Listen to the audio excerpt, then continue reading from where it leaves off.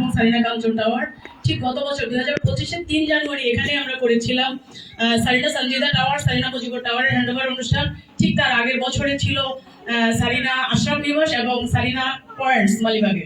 এরকম করে আসলে প্রতি বছরই চেষ্টা করা হয় জানুয়ারিতে অথবা ডিসেম্বরে মিনিমাম 2টা প্রজেক্ট হ্যান্ডওভার করে ক্লায়েন্টের হাতে তুলে দেওয়ার।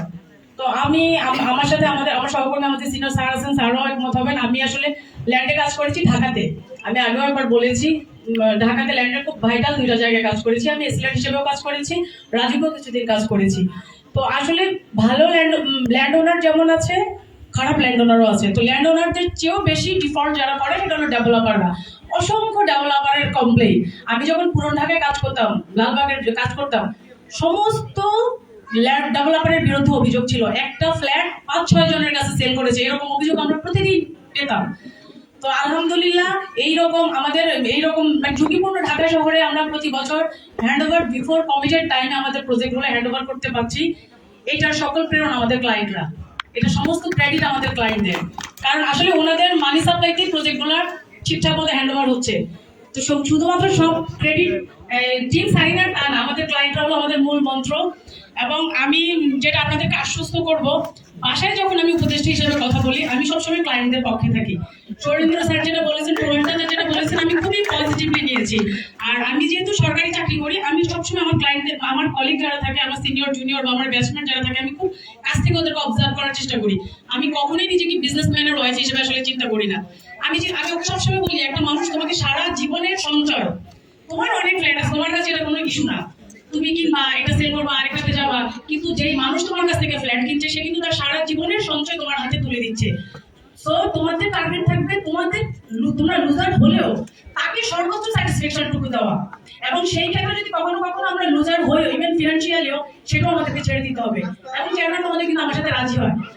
কিন্তু মাঝে মাঝে আজকে যেমন আমরা 2টা অবজারভেশন পেয়েছি, আমি এই দুটো নিয়েও আমরা বাসায় কথা বলবো এবং অফিসিয়ালিও কথা বলবো, কিভাবে আমাদের টিমের যে মেম্বাররা আছে, আমাদের ইঞ্জিনিয়াররা বা আমাদের ম্যানেজমেন্ট টিমে যারা কাজ করে, ওদের ইফিসিয়েন্সি, ওদের স্কিলনেস আরো কিভাবে বাড়ানো যায়, আসলে কোনো সার্ভিস ট্রেনিং এর আয়োজন করা যায় কিনা, বা ওদেরকে মোরালি অথবা মেন্টালি অথবা আরো কিভাবে ক্লায়েন্টদেরকে আরো স্মুথলি হ্যান্ডেল করতে পারে, এরকম ট্রেনিং এর ব্যবস্থা করা যায় কিনা, এটা আমরা অবশ্যই ইন্টারনালি ম্যানেজমেন্ট আমরা বসবো, এটা নিয়ে কথা বলবো।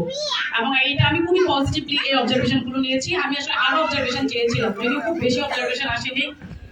তবে একটা জিনিস আমি আপনাদেরকে আশ্বস্ত করি, সেটা হলো যখন প্রোডাক্ট কেনার জন্য টিমকে পাঠায়, প্রোডাক্ট তো চেয়ারম্যান মহোদয় নিজে গিয়ে কিনতে পারে না, উনি কিন্তু সবসময় ডিরেকশন দেন যে আমি যেই প্রোডাক্টের কমিটেড, যে প্রোডাক্ট দেওয়ার জন্য কমিটেড, তোমরা কিন্তু সেটাই কিনবা। মানে ওখানে কোয়ালিটি ফল করে কোনো জিনিস কিনে আমাকে ফিনান্সিয়ালি লাভবান করবা, এটা আমি চাই না। এবং এটার জন্য আল্লাহর কাছে তোমরা দায়ী থাকবা। তো এই জিনিসটাকে আমরা কিন্তু সবসময় প্রায়োরিটি দেই। তারপরেও যে ভুল হয় না, ওরাও হয়তো ইচ্ছা করে না, এটা আপনারা নিজেরাও জানেন। বাংলাদেশে হয়তো ইটভাটায় গিয়ে ও যে ইটটাকা অর্ডার দিয়েছে, যখন সে সাপ্লাই দিল হয়তো ইটটা খারাপ করেছে, এটা হতেই পারে, দুর্ঘটনা মাঝে মাঝে ঘটতেই পারে। এইরকম যদি কোনো অবজারভেশন আপনাদের থাকে, অবশ্যই আপনারা সরাসরি এগুলো চেয়ারম্যান মহোদয়কে জানাবেন। এবং পার্সোনালি আমিও যখন শুনি, আমিও সেটা ওনাকে ইনফর্ম করি। তো এই জন্য আসলে নেগেটিভ যদি আপনাদের কোনো অবজারভেশন থাকে, আমি অনুরোধ করবো সেই অবজারভেশন গুলো আপনারা সরাসরি চেয়ারম্যান মহোদয়কে জানাবেন। পজিটিভ অবজারভেশন বাইরের ক্লায়েন্টদেরকে বলবেন, যেটা সৌরেন্দ্র স্যার করেছেন। আজকে আপনারা এখানে দেখেছেন আমাদের দুইজন ফ্ল্যাট ওনার, স্যারের রেফারেন্সে স্যার নিজেও কিনেছেন, আরো স্যার 2জনকে নিয়ে এসেছেন। এটা আমরা সবসময় বলি, সারিনা আলম কনস্ট্রাকশনের কোথাও কোনো বিজ্ঞাপন নেই, কোথাও কোনো বিলবোর্ড নেই, আমাদের অ্যাম্বাসেডর আমাদের ক্লায়েন্টরা। আমাদের একজন ক্লায়েন্টে আমাদের আরো অনেক ক্লায়েন্ট নিয়ে আসে। রোমান আপা বলেছেন, রোমান আপা বাংলাদেশের কিছুই জানেন না। রোমান আপার আসলে জানা দরকার ছিল, জানলে ভালো হইতো, তাহলে বুঝতে বাংলাদেশের ডেভেলপাররা কেমন। রোমান আপা একটা বিল্ডিং এ বাংলাদেশে প্রথম ফ্ল্যাট কিনেছে, চেয়ারম্যান মহোদয়কে দিয়ে মুগ্ধ হয়ে ওখানেই 6টা ফ্ল্যাট কিনে ফেলেছে। এখন আবার দেশে ফিরে আসারও স্বপ্ন দেখেন। আপা কিন্তু ইউএসএ একদম সেটেল ডাউন। আমার 2টা ছেলে ওখানে খুব ভালো ইউটিউব এবং ভালো ভালো অর্গানাইজেশনে কাজ করে, খুবই ওয়েল এস্টাবলিশড ওনারা ওখানে। তারপরেও যে আপা আমাদের সাথে মিশে ওনার বাংলাদেশে আসার জন্য উনি অনুপ্রাণিত হয়েছে, এখানে আমাদের সাকসেস আমি মনে করি। সারিনা বলে গিয়েছে, আমরা আসলে আমাদের ক্লায়েন্টদেরকে কখনোই ক্লায়েন্ট ভাবি না। স্পেশালি আমার মেয়েদেরকে আমি সবসময় শিক্ষা দেওয়ার চেষ্টা করি যে ওনারা আমাদের যে ফ্যামিলি মেম্বার, এবং ওনারা তোমার বাবা মার মতো, তোমার কাছে রেসপেক্ট পাওয়ার মতো। এবং ওরা আমি চেষ্টা করি এটা ওদের মধ্যে দিয়ে দিতে, যে এই প্রতিষ্ঠানটাকে ওরা ওদের নিজের করে ভাবার। এবং ওর বাবা মাঝে মাঝে অডিট হয়, যে ওরা তো বিদেশে পড়তে গেলে আর দেশে ফিরবে না। তো আমরা দুজনেই আমরা চেষ্টা করি যাতে ওরা দেশে ফেরার জন্য তারা অনুভব করে। যে কারণে ওর বাবা কোনো প্রজেক্ট শুরু করলে ওরা সাথে যায়, সুপারভাইজ করে, দেখে। আমি এখনই চেষ্টা করি, ছোট মানুষ, তারপর ওদের মাথার মধ্যে দিয়ে দেওয়ার জন্য। এবং কোন এনভায়রনমেন্ট আসলে কোনটা যায়। যেমন বড়জন কালকে রাতে বলছে, মা আমাকে যদি স্পিচ দিতেই হয় আমি কিন্তু ইংলিশে বলবো, আমার ইংলিশে কথা বলাটা আমার জন্য বেশি কনভেনিয়েন্ট, যেহেতু তারা আরাকান একাডেমিতে পড়ে। আমি বলছি না মা, ওখানে তোমাকে বাংলায় বলতে হবে, তুই যেই সুন্দর বাংলাটা পারো ততটুকুই তুমি ওখানে বলবা, কারণ ওখানে তোমার অডিয়েন্স যারা আনক্যামেরা থাকে বা বেবিরা থাকে ওরা তোমার ওটা শুনতেই বেশি পছন্দ করবে। তো সে কিন্তু দেখলাম আমার কথা রেখেছে, সে সুন্দর করে বলেছে। তো এইটা হলো সারিনা যেহেতু ওর বাবার পরবর্তীতে হবে উত্তরসূরি হবে, আপনারা দোয়া করবেন যাতে তারা তার বাবার সুনাম, তার বাবার যে অবস্থানটা সে তৈরি করছে এটা কিন্তু আরো দূর এগিয়ে নিয়ে যেতে পারে।